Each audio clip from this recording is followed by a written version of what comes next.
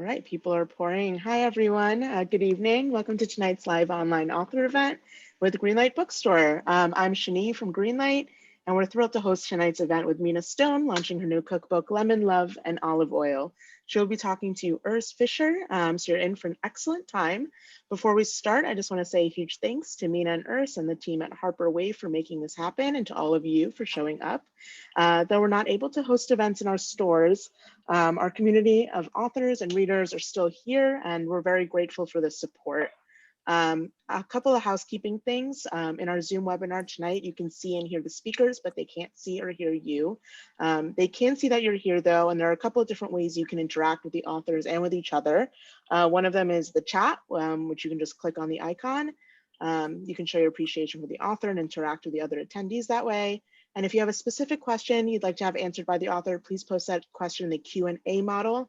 You can find it by clicking on the icon that looks like two speech bubbles at the bottom, and we'll be pulling questions only from the Q&A to be answered later on in the program. Most importantly, tonight's featured book, Lemon, Love, and Olive Oil, is available for sale from Greenlight Bookstore. You can shop in person from 10 a.m. to 7 p.m. on Fulton Street or at Flatbush. And you can purchase the book online as well. I'm going to post in the chat where you can find it. And in addition, Mina is stopping by our store to sign copies of the book in person, so you can get a signed or even personalized book by request while supplies last. You just need to make sure to indicate that you want a signed copy in the order comments at checkout, and you have to order that by midnight tomorrow, September 15th. Our interviewer tonight is Urs Fischer. He was born in 1973 in Zurich, where he also studied photography. He was exhibited extensively internationally, and his work is included in many important public and private collections worldwide. He now lives in New York. He'll be speaking with our featured author, Mina Stone. Mina is the author of Cooking for Artists and a career chef. For years, she cooked delicious lunches at Urs's Brooklyn-based art studio, as well as gallery dinners for New York's art worlds. And in 2019, she opened her own restaurant, Mina's, housed within MoMA's PS1 in Long Island City. In her new book, Lemon, Love, and Olive Oil, Stone celebrates her grandmother and the influences that have shaped her life, her career, her culinary tastes, and expertise. Weaving together more than 80 Mediterranean-style dishes and the stories that inspire them, Lemon, Love, and Olive Oil is a fresh and unconventional fusion of art and food and an engaging and delicious cultural and culinary tour, all complemented by the design of world-renowned artist Urs Fischer. Urs is going to get our conversation with Mina started, discuss their work together over the years, and then we'll have a chance to take some questions from all of you. So Urs, it's all yours. Hi, Mina. Hi, Urs. Your first book, Cooking for Artists, I remember like that your grandmother was like a very powerful inspiration behind that, like a lot of the Greek influences that came in. In your second book, Lemon, Love, and Olive Oil, what do you think is the main theme for you as a person, on a personal level? Well, interesting question. I think that the best way I can explain it is that when we were making that first cookbook, my grandmother was very present, and all of the elements in my life during that time were very present. And when I look back on it, I feel that the book was a journal. And I think the second book is also a journal in the same way.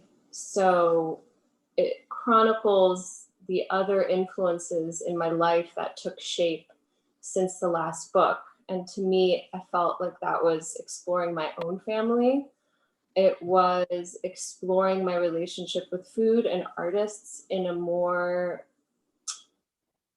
thoughtful way, where the first book I feel like was very, I was just doing it. I didn't really know what I was doing. I was just doing it and going along for the ride. And then the second book was like, okay, I have a cafe, I have a family, I'm cooking, and what do I choose to do and not choose to do? And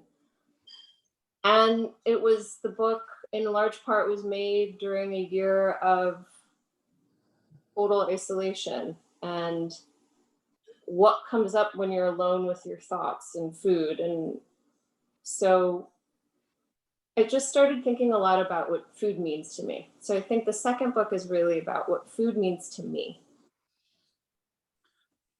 From the, I have to confess, I ate hundreds of meals Mina cooked. So because she was for many years, like first in the gallery I showed with, and then in my studio she cooked. So I really know what it is to watch Mina cook and then to eat her food.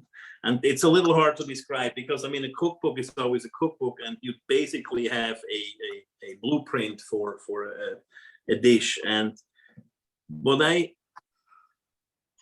was always really compelled by is how much magic you put in your food. And as I said, I watched you cook many times. So, and you're a very slow cook. You're never, I mean, not slow in the end, but you never change your pace. Everything, I have to say, it's like it starts and you keep the same pace all the way to the end, and then all the ingredients, all the different dishes come together, and you're never stressed. Most people I know, they freak out in the end. And I don't know how you do that. It's still a mystery to me. I try to figure that out in my entire life. How can I do that? But there was always a sense that you connect with your food or your ingredients in a very personal way. And I brought up the slow thing before because it's really, I saw you so many times like tasting, and then you just stare into, I don't know, corner for about half a minute.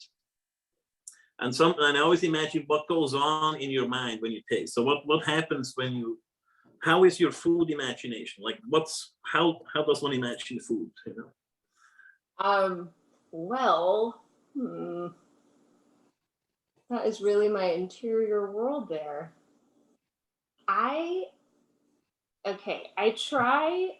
Well, first of all, thank you. I think being a stressed out cook is really unpleasant, both for the cook, both for the people around you. It feels sort of uncomfortable. And I think I'm like one of the few people that doesn't like to, I don't want your help in the kitchen. I want to be done by the time someone's coming to sit down for the meal, and I can sort of sit down, serve, and, you know, enjoy it, clean up a little bit, something like that. That seems relaxing.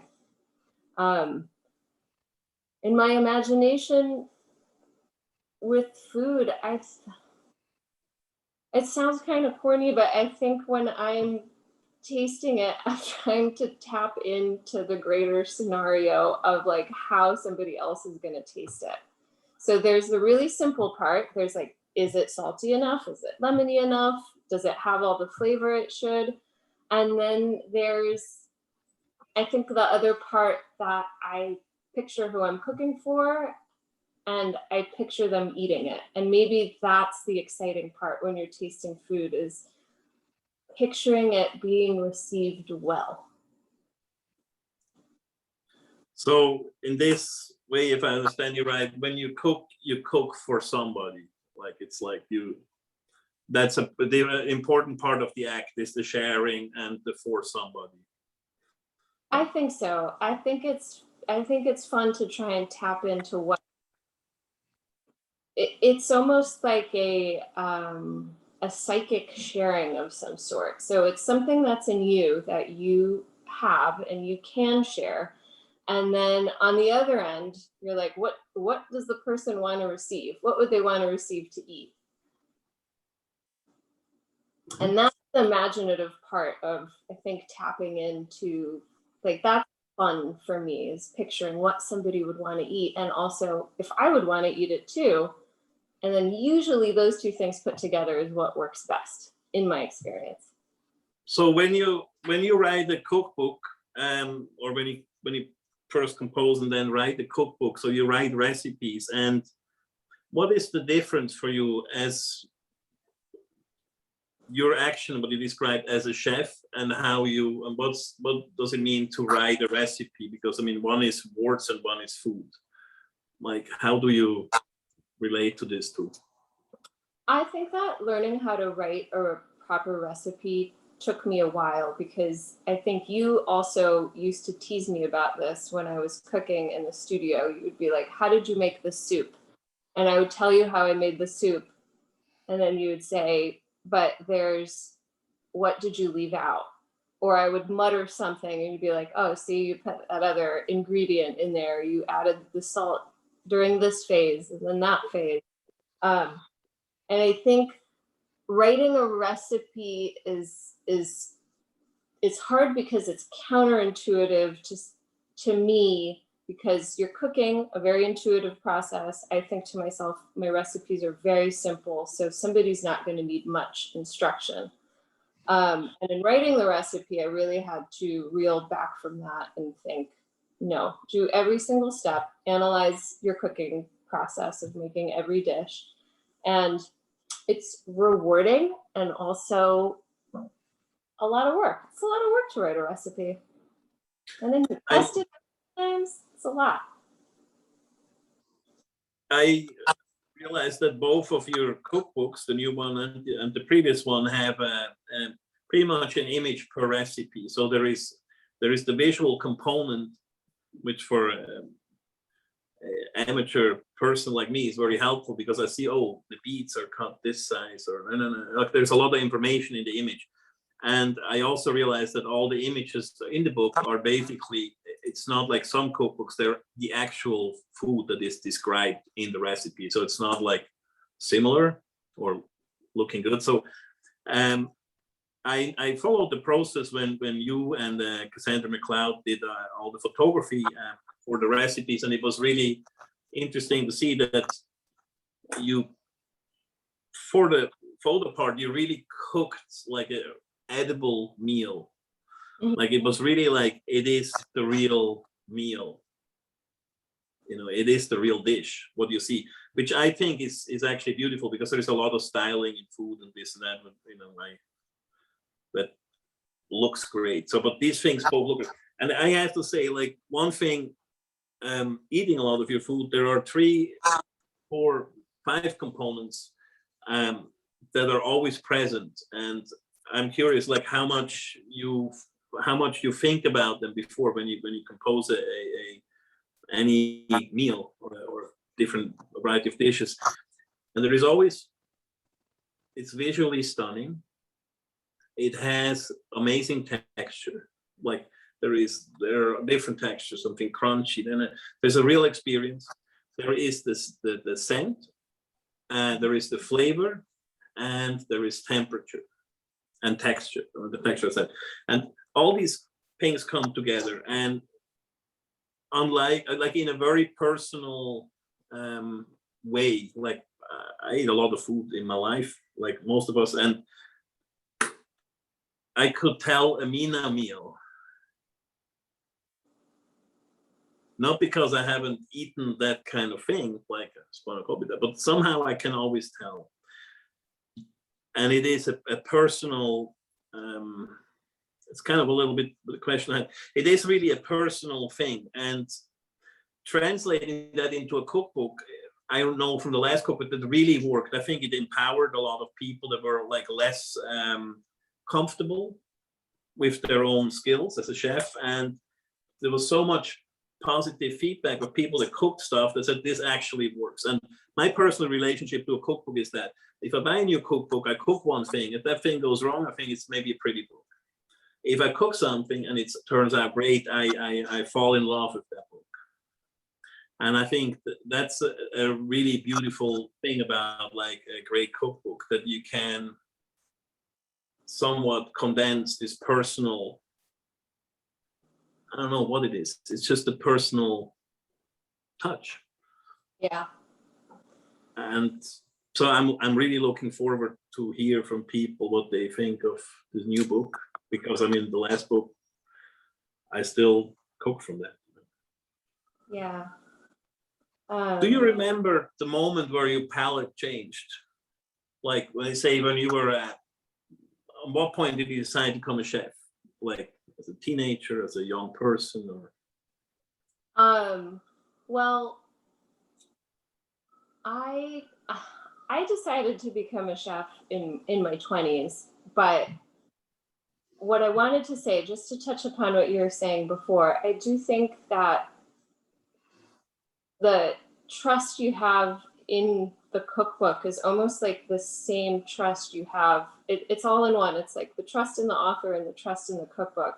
And when the first cookbook came out, I remember always feeling really worried that people were just going to be like, wow, she really just wrote down 4 ingredients in a cookbook. And I think some people did think that, but I also think that, like you said, it was really exciting that you could put 4 ingredients together and make it taste good. And so it's great. When a cookbook works, it's like a personal validation and also a validation that you can put out there where you're like, the recipe works, this idea that I think something is delicious and somebody else can make it and think it's delicious is awesome. And so it's like musical notes a little bit, where your interpretation, but somebody can kind of give you a musical piece, but you have to interpret it. I never. Yeah, well, there's this beautiful expression in Greek, which basically means, they say, like my grandmother would talk about it a lot. She would be fascinated by the idea that 2 people could follow the exact same recipe, and that exact same recipe would come out different. And so there's this expression in Greek called, you say, "είναι στο χέρι," which means it's in the hands. And what it alludes to is that there's magic in people's hands, that just their touch makes everything different. And that always stayed with me, because she would talk about it all the time. And I think I wanted to become a chef in my 20s, but I didn't really, it wasn't that sort of a process for me. I went to art school, I studied fashion, I was graduated, and I knew that I really just wanted to do my own thing and have my own line. And I was cooking to support myself. And then New York City is this kind of amazing place, I think, where if you're kind of work hard and put yourself out there, and I was just young and didn't really know what I was doing, I would just cook if somebody gave me the opportunity. And met somebody that was like, do you want to cook a 40-person dinner at this gallery? And I was like, no, not really. And then I thought about it, and I was like, come on, just try it, you know? And then I remember I went on the internet, I found recipes, I times a recipe for 10 people, and I times it by 4, so I would get servings for 40 people. And that's how I started cooking in the art world. That dinner was a dinner at Gavin Brown's, and then it went from there. And then I met you and started cooking at your studio. And then my moment, I think, when I really transitioned is when you said, Mina, do you want to make a cookbook together? And I was like, yes. Like, I finally realized that cooking was the thing that came very easily to me, was really fun. I love that it starts and finishes really quickly, which is the opposite of fashion, which takes a really long time. And that was my moment where I wasn't like, I want to be a chef. I just knew I just wanted to cook and make a book. I mean, the reason why that book came up is because you, at that time, were cooking for us about 5 times a week, and each day we ate a different dish, and it was just like, it was like a firework coming at us. I mean, but like it all gets lost, you know. So it's in a way like, how can that be captured, or like how can we? You shouldn't lose all this knowledge, you know. But do you remember when you your curiosity in food started, you know, like at a younger age? Mm-hmm. At a very young age, my first food memory is taking my grandmother's Greek coffee. Greek coffee is very, very finely ground, and I would mix it with water and make like a mud. then it moved on to me wanting to make cakes and stuff like that. And my grandmother would sort of hover over me, and I wanted to do my thing, but she was like, put this in and put that in. And then it came out like a proper cake. I think it's funny because I grew up around great food. My mother's a good cook. My grandmother was an incredible cook. My dad's also a very good cook. And when I was 14, I went to Spain on a last minute trip to visit my high school friend that was spending the summer there. And we stayed with her family. It was her aunt and her husband. And I remember it was the first time where we would sit down to these meals every day. And it was really different than anything I had experienced, because I think I took the Greek food for granted. It was just a part of my everyday. And being in Spain when I was 14 was the first time I thought, wow, this is incredible. We have gazpacho and, ham and cheese and bread and homemade mayonnaise we would put on everything. And we would go out for drinks and get the tortilla and the tapas. And that was my first it was very exotic at the time. It was my first big trip. Was it also the communal aspect of like a lot of people sitting together, eating a lot of different dishes? Like the celebration? It's funny. It's like I feel that now when I cook, and I feel that in Greece, but in Spain, it almost felt like a very solo experience for me, because it wasn't my family, you know what I mean? And it wasn't even a situation I was super comfortable in. So it was really just about the food. It was me and the food. And then did you, coming back to home, like did that change? Like did you start cooking yourself? Yeah, and then after that trip, it was the first time I really properly started cooking, trying to remake these dishes. And me and my friend Jackie would, spend the summer making gazpacho and making homemade mayonnaise and making the pan con tomate and all the food we ate all summer. And that recipe for gazpacho is in the first book. So it really did form a part of my cooking that, stayed with me for life. And I was thinking as you were talking about the idea of archiving a period of time, like all this food was out, like the food represented these years of our lives together that we were eating, like we were sharing the same idea of nourishment for over 5 years. And I was thinking a lot about that when I was writing the recipe list for the second book, because I wrote out a huge list, but what they were the recipes I had been making the 5 years after, and the ones that stayed, the ones I kept making over and over again. And that's sort of my tried and true test for how a recipe makes it into the book. It's when I've made it again and again and again. And then somehow it's amazing that they all fit into your life, that all this different food fits into your life many times. And a lot of that, it comes from travel and my family and, these experiences I have in New York City. Yeah, I wanted to ask you, like, how do you find a new recipe? I mean, there are probably so many different sources from improvisation to encountering a specific dish in a place, Yeah. Like, how does that work for you? Like,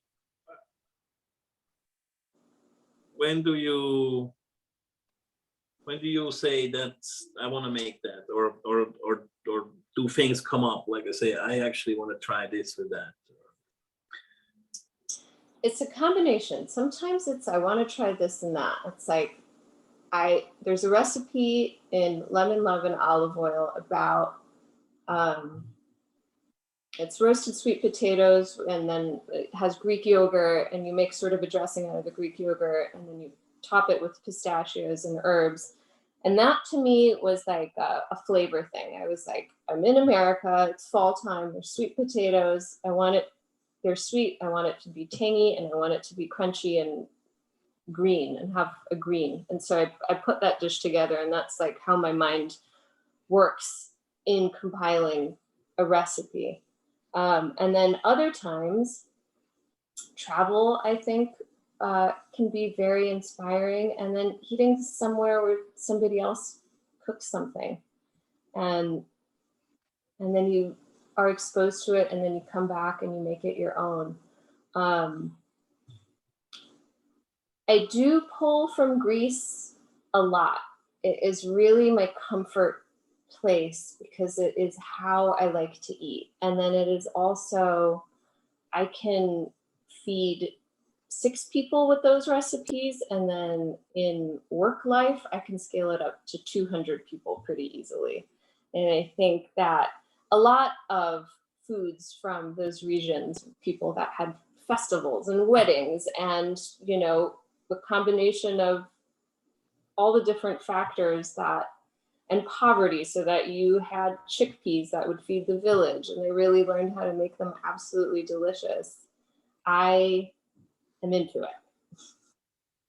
And I've taken a lot of that and put it in the book. I really love those experiences in Greece.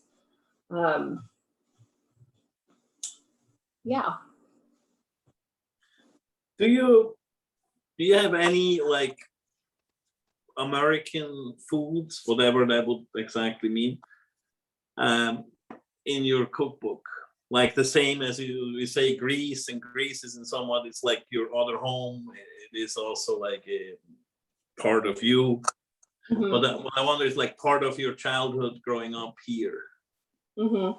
Well, I think there's a lot of recipes that, like, for example, I make ice cream cake a lot, and I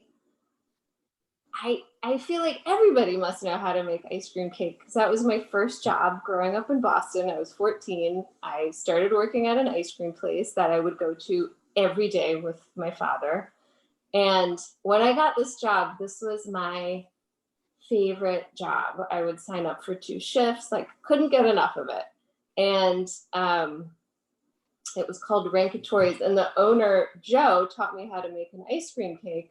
The recipe's in the book, but I feel like that is pulled from my American upbringing, because I did grow up here. I didn't grow up in Greece.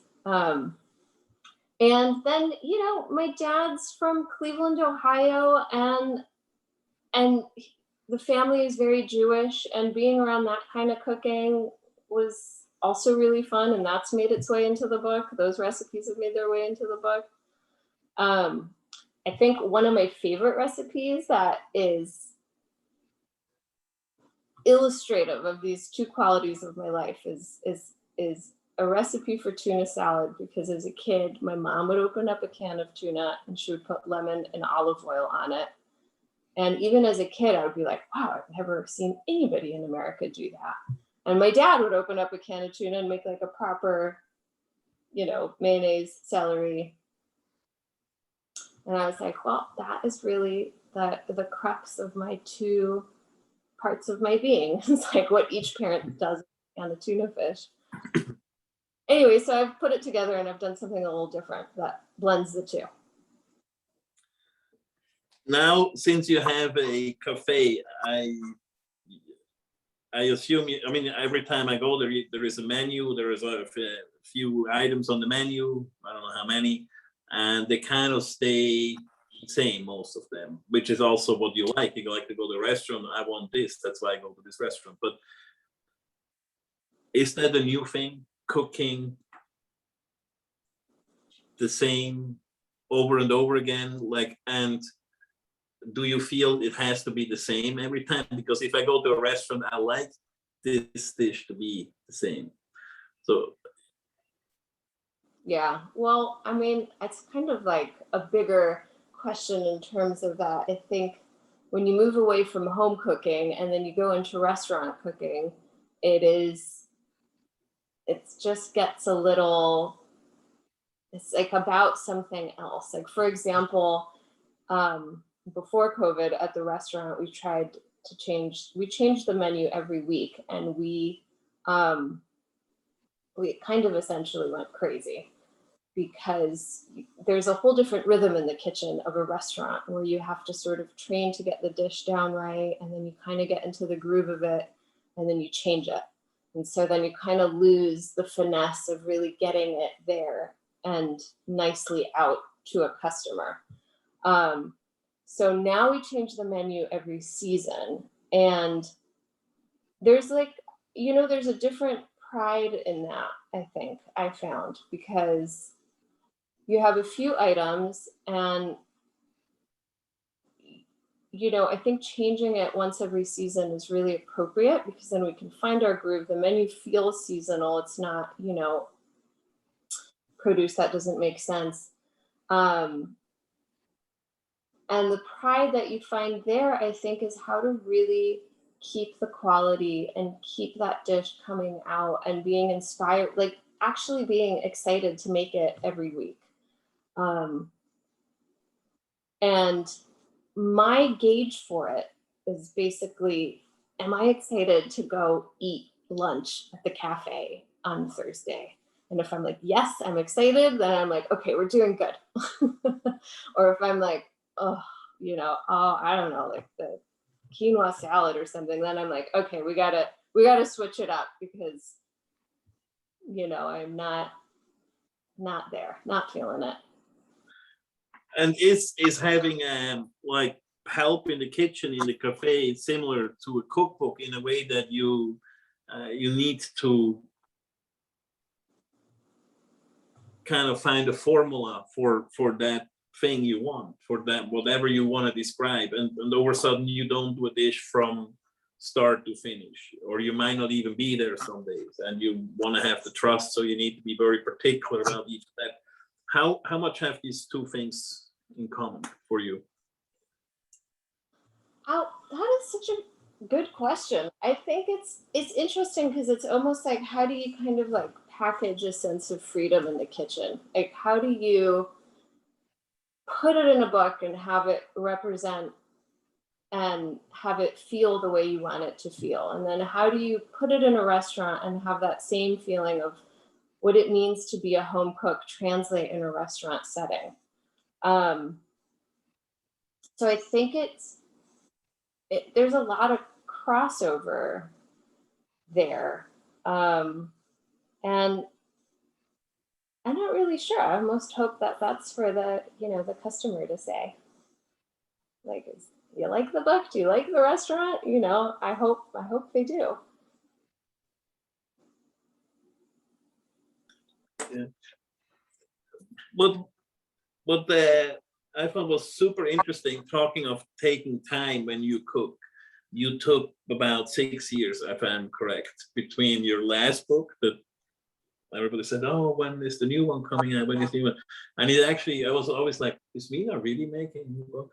And then, well, because like the years go by, and then it's like that it took 6 years to kind of,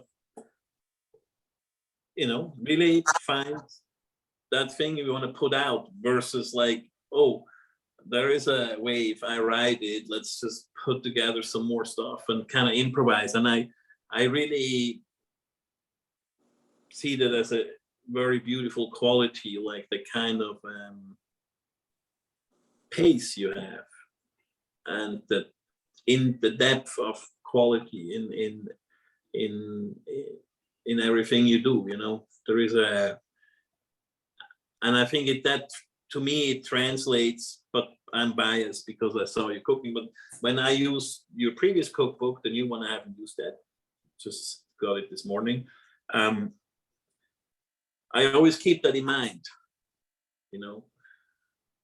like that take my time, don't freak out. I mean, and like our lives nowadays, there is really a lot of distraction, and a lot of things go pretty quick.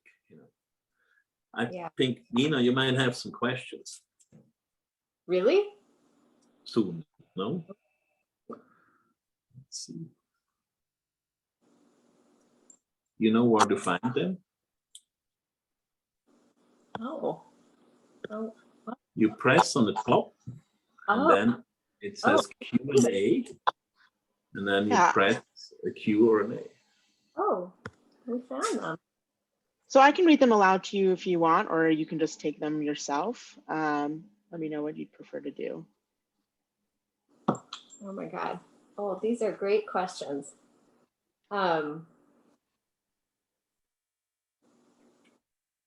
Sure, read them aloud. That sounds great. All right. So Ali asks, what kind of food do you pack for your kids' lunch? What's the lemon love olive oil philosophy when it comes to preparing food for kids? Oh gosh, I think that's such a sweet question. I think I'm the only human I know that really enjoys packing my kids' lunch, and like everyone's like, oh great, there you can,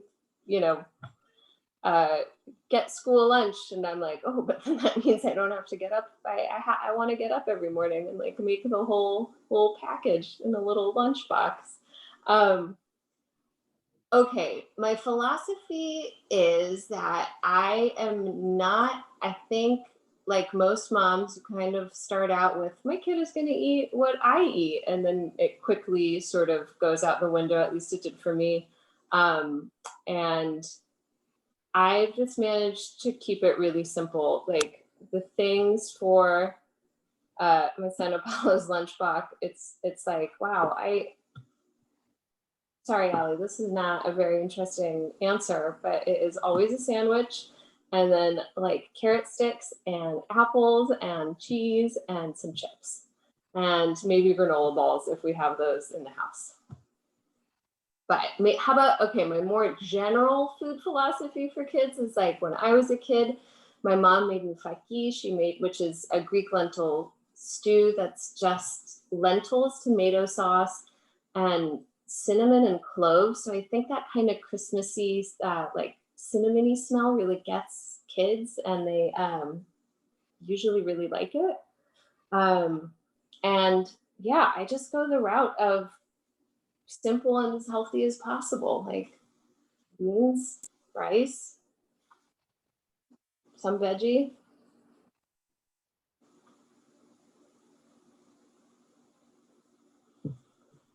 Cool. So your next question is from Yelena. Are there recipes where your Jewish heritage and Greek heritage collide? Are there similarities that you've noticed? Well, I am wondering if that tuna fish recipe answers that question, but I would say that is a recipe in the book that feels to me like my two heritages colliding fully, where I kind of took my mother's Greek idea of what to do with tuna fish and then my father's and put it together. So it's a recipe for tuna salad, and I took the crunch from like the mayonnaise and the celery and the lemon olive oil from my mom, and the tuna salad, it's super lemony, olive oil, salt, and then there's apples, celery, and a ton of parsley in it. It's very simple, and you kind of have the fresh Greek thing, but you have that crunchy celery apple stuff that to me is very, I don't know, America and tradish in a tuna salad. Sounds amazing. I'll move on to the, I'm like salivating. Are there any particular regions of Greece that influence you most? What are the foods that are unique to those areas that you love the most? We go to an island called Paros every summer, and and it is a part of Greece that is in the Cycladic Islands. And the Cycladic Islands most of them are known for their pottery and these vessels that they would make. It looks similar to a tagine, but it is a proper, much deeper and has a traditional rounded top. But they would cook chickpeas, and chickpeas was a crop. It's not really grown there anymore, but it was in the past. and they would take their chickpeas in these pots to the village baker. And on Saturday, as the logs were sort of burning out, the Sunday was a day of rest, they would put their chickpeas in there overnight and then come back in the morning to get them. And so basically this recipe for slow oven cooked chickpeas with olive oil, and then the onions that are in there break down and they kind of make this jammy sauce for the chickpeas. It's really simple, and it's, you know, I basically have taken that and recreated it in many different formats. But I was always really inspired by that. And then the island that I grew up on as a kid is called Yiayia, and that island is known for its pistachios. And it's the only nut I don't toast. So it's funny, I like put, and like I feel like Urs can attest to this, I put nuts in a lot of things. There's always like a nut in a salad or in another dish because I like the kind of salty crunch it lends to things. And the pistachio to me is always sort of like, I don't want to mess with it. I feel like it's bright green and beautiful, and it represents this island of my childhood, and I just leave it pristine.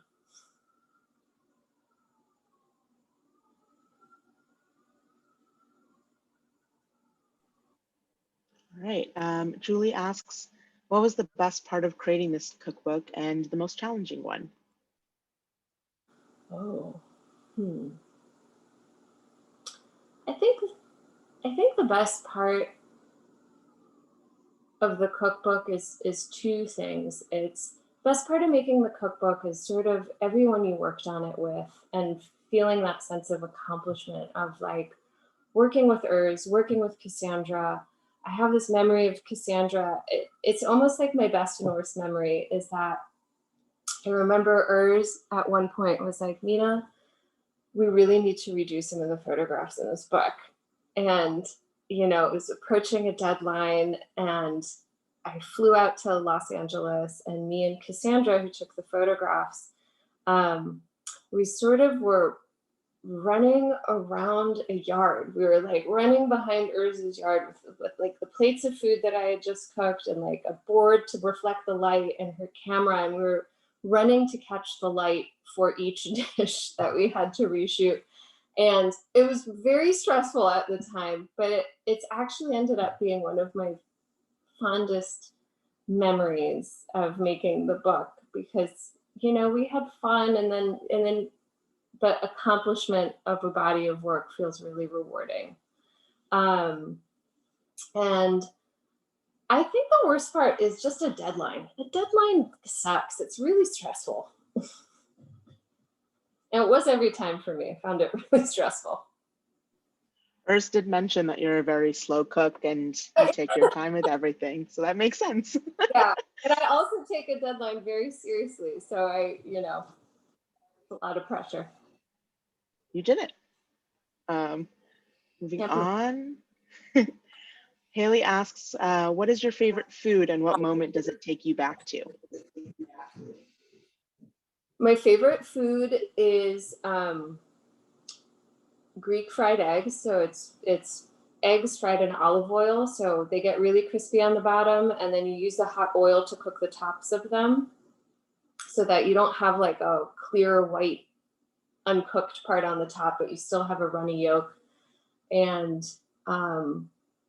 that with French fries and a Greek salad is my favorite meal. It reminds me of summertime as a kid. It's like the best memory of being really hungry at night, and then my mom or my grandma making me this really simple meal that is like really tasty and really yummy. Someone similarly asks, Mike asks, some meals have provided him an escape from isolation and monotony in the quarantine times. Is there a particular dish from this book that provided an oasis for you while preparing or eating? Well, I think, yeah, that's a really good question. I would say it's it's hard for me to pick because I made the book during quarantine. This book was a huge escape from the isolation for me because I was making this book during that time. Even though the book did take 6 years from start to finish, sort of the crux of like making and cooking every recipe and writing those recipes completely down on paper took place during this period of time. And I think that to that question, I take it seriously because I feel like that also touches upon the very first question that Urs asked me, which is that I would say that that is a part of this book, that finding the meaning and the comfort in food and what that is actually about is very impactful. And it was something I thought a lot about. I hope that made sense, but I think, you know, in quarantine, we kind of all had more time. We all started cooking. And then I started thinking a lot about why, like, why did we start cooking? Why is that such a release for people? And I think it's everything you tap into when you cook, usually to some degree is of you. And that's why it can be so comforting and you can share that. If I had to pick a dish, I made those oven braised chickpeas all the time that are in this book because they cook all day and they fill your house up and it was easy, but you still kind of feel like you're doing something. Yeah.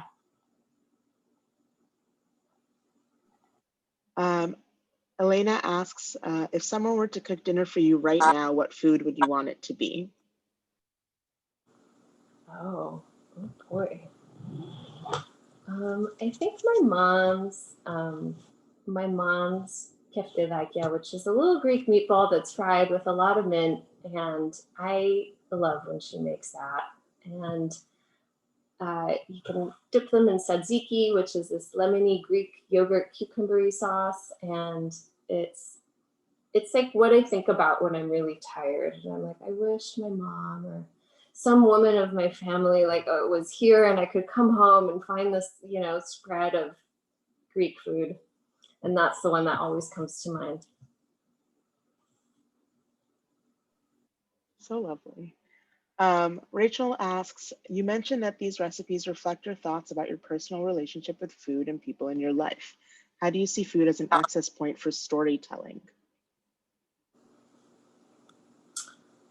What a lovely question. Thoughtful question.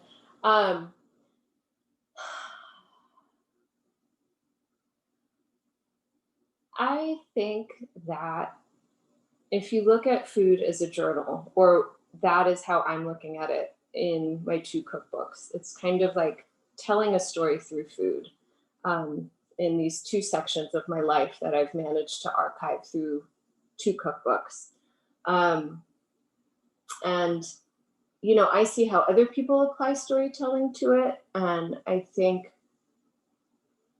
I would say my experience with it is 3 things. And one is how my first cookbook to me tells a story. The second one also tells a story, and a lot of the things I've talked about today. And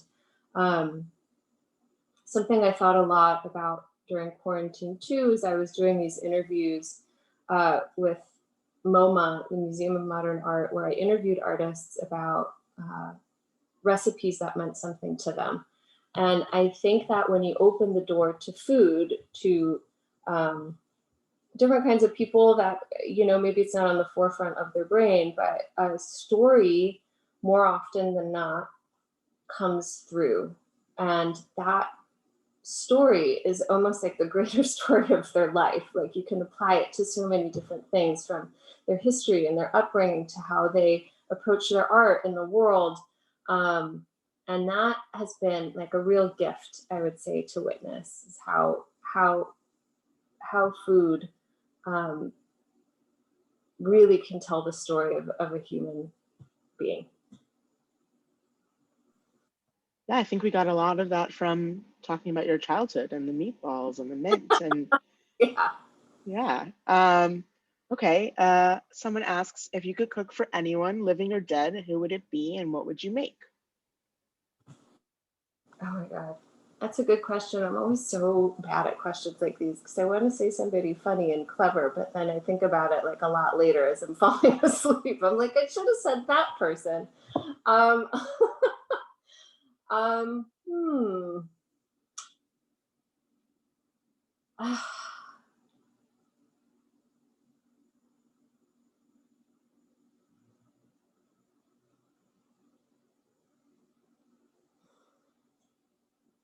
Was the question alive or dead?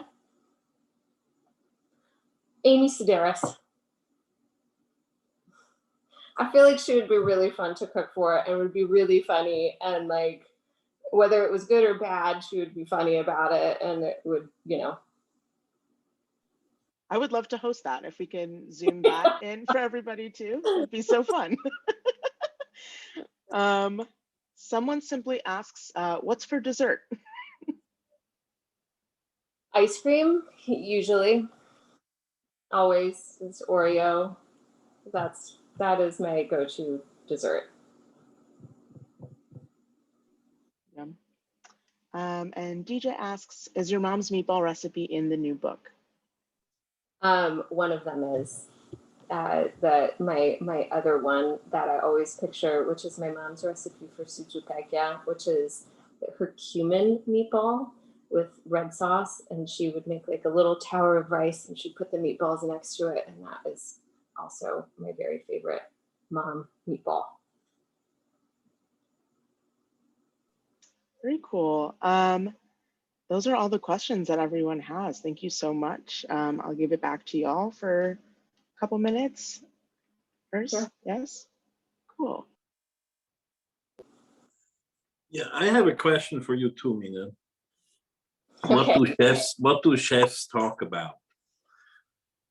Oh, chefs, they really just kind of gossip in the kitchen. They get really, really close. We get really close and like really in each other's business, and we talk about our day, and then we like talk about the event or the, you know, but we don't really talk about food.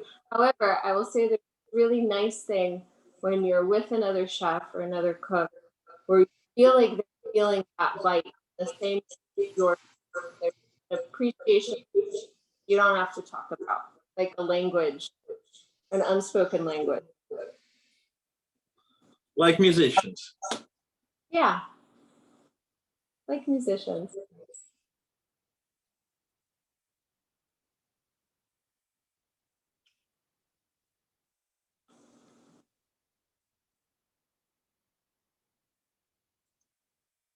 Can you hear me? So I had it choppy for a second. I don't know if that's me or you. Yeah, no, I was just wondering, like, if let's say you meet a chef, you know, like a chef that you don't work with, like some kind of, or do you even hang out with chefs, like other chefs? Like, I assume there's a lot of new restaurants all the time, so there must be a lot of aspiring younger chefs, and they're like coming from the art, or like a lot of people that start up, maybe they go out a lot and there's a lot to talk about, and you share somewhat ideas, but you also like, you love the competition, because we all understand each other as part of one big thing, so everybody contributes to a thing that is a bigger thing. And do you feel the same with food, like a younger generation of chefs, or older like different generations, that you're all part of the same thing and kind of move the puck forward collectively, and then you also have conversations about that? Or you take a challenge from somebody and say, that was really good, I could have up it a little bit here, Yeah, I think it's almost like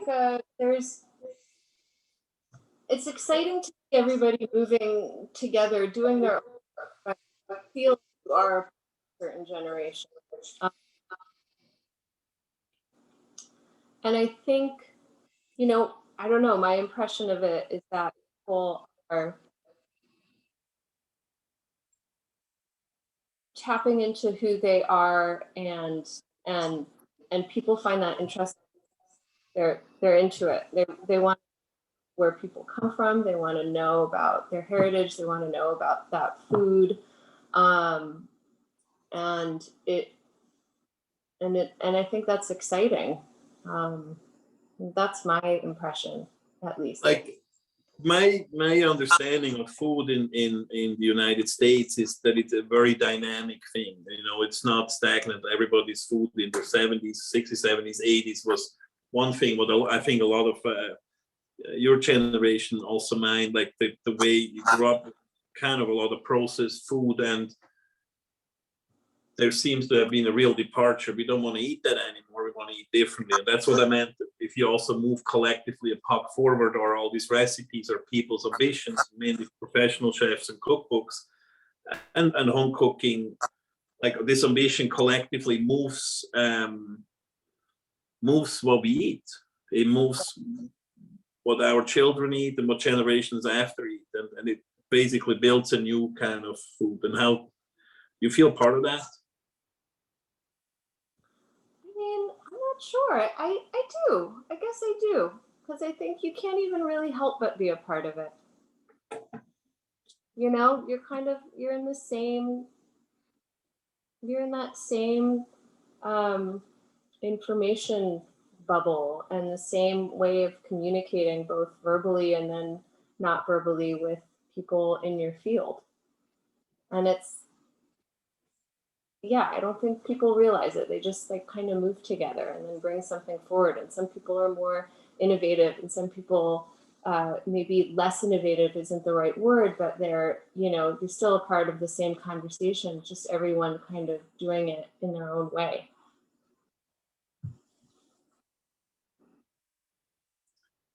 I think you're asked to wrap it up.